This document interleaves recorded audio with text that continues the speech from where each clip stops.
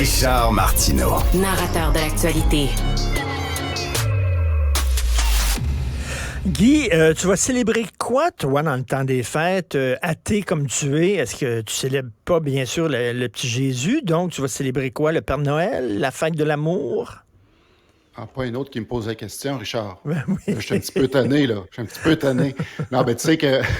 ben, salut en passant. Salut. Non, mais tu sais que, en passant, je suis athée, si tu le savais pas. Je suis assez volubile là-dessus. D'ailleurs, j'ai écrit un livre sur le sujet, puis d'ailleurs, j'ai eu l'occasion de faire des salons du livre, aller faire des séances dans des librairies ou encore des gens que je vais côtoyer. Puis la question qui revient invariablement à ce temps-ci de l'année, c'est « Hey, t'es athée, t'as pas le droit de fêter Noël, puis tout ça. » Puis non, ben je dis oui, je fête Noël, je prends un break, mais encore là, il faut savoir que la fête de Noël, c'est un méga patchwork. J'ai sorti, écoute, une série de noms là, qui pourraient décrire ce que c'est Noël. C'est un syncrétisme, c'est un patchwork, c'est un amalgame, c'est un capharnaüm.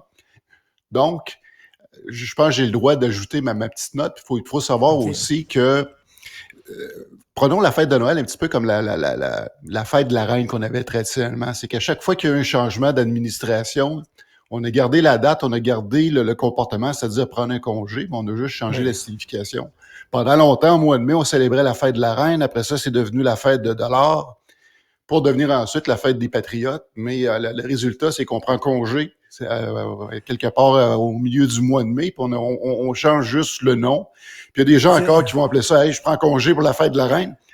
Pardon. C'est comme quand tu vas voir les fondations, mettons, d'une maison, puis tu peux voir les sédiments, les couches. Là. Ça, c'est en 1800, ça, c'est en 1700, ça, c'est en 1600. C'est un peu ça, la fête de Noël. On a rajouté des couches par-dessus. Ben totalement. Puis au départ, c'est-à-dire le 25 décembre, c'est une vieille tradition des germaniques du Yuletide qui prédate le christianisme. Donc, c'était célébré le 25 décembre. Il y avait une fête le 25 décembre avant même que le christianisme Oui, c'était des fêtes païennes parce que les gens avaient réalisé qu'à ce moment-là de l'année, autour du 25 décembre, qu'on commençait à noter que les journées commençaient à rallonger.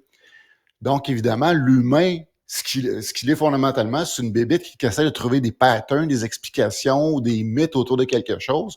Là, ils vont dire, ah, ben là, c'est la victoire de la lumière sur les ténèbres. Célébrons ça, c'est la fête de la lumière, le soleil invaincu, le sol invictus. Puis, il y a beaucoup de mythes qui ont été fondés autour de ça. Puis, le fait qu'on dit que Jésus est né le 25 décembre, il n'est pas le seul personnage mythique à qui on attribue la date de naissance le 25 décembre.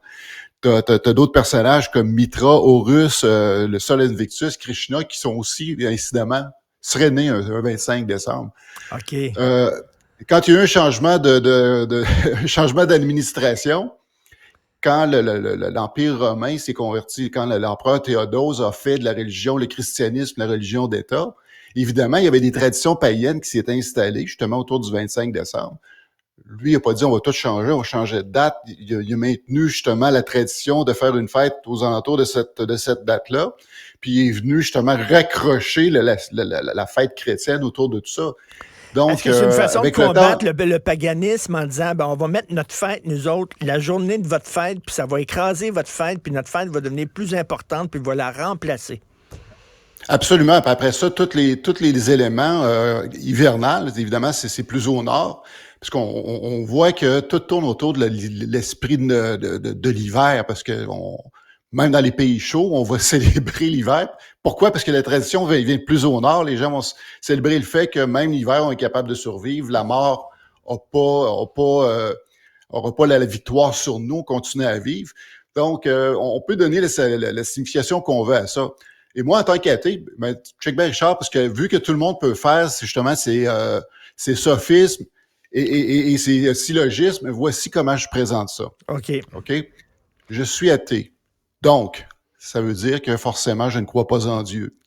Si je ne crois pas en Dieu, forcément, par extension, je ne crois pas en Satan, je ne crois pas au diable, et je ne crois pas à l'enfer. Or, comment on dit il n'y a pas d'enfer en anglais? No hell. No hell.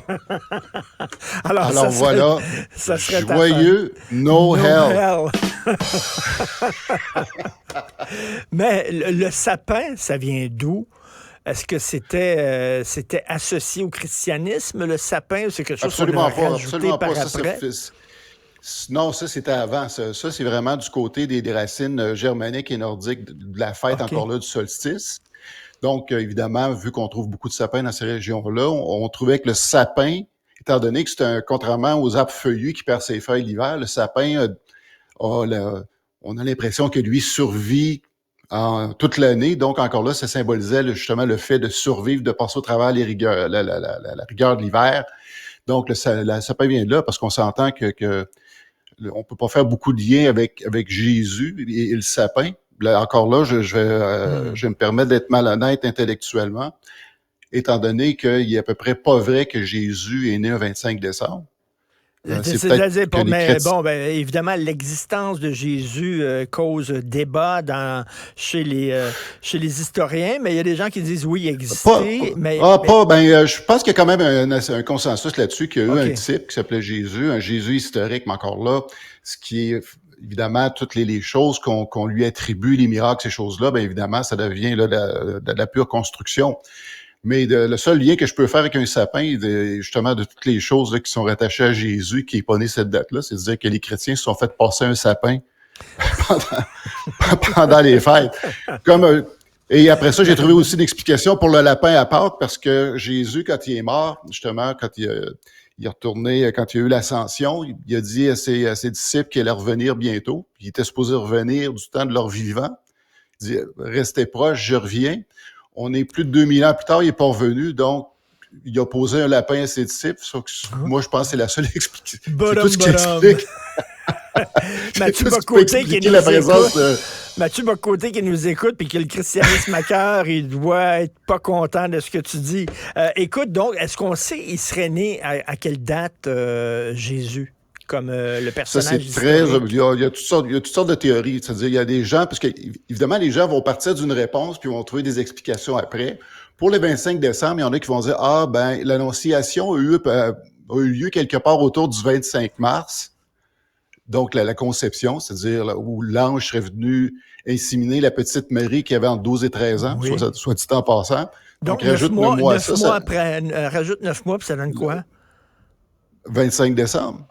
Ah, ça donne le 25 décembre. OK. Oui, il y a donc. Ou il y a d'autres, en tout cas, il y a d'autres théories. Il y a certains mouvements chrétiens qui vont placer la naissance de Jésus autour du 6 janvier, mais encore là, c'est de la pure spéculation. Ta date est la mienne. Bon, écoute, je te laisse fêter Noël avec ton sapin. Merci, Guy Perkins. Salut. Salut, Mathieu, de ma part. OK.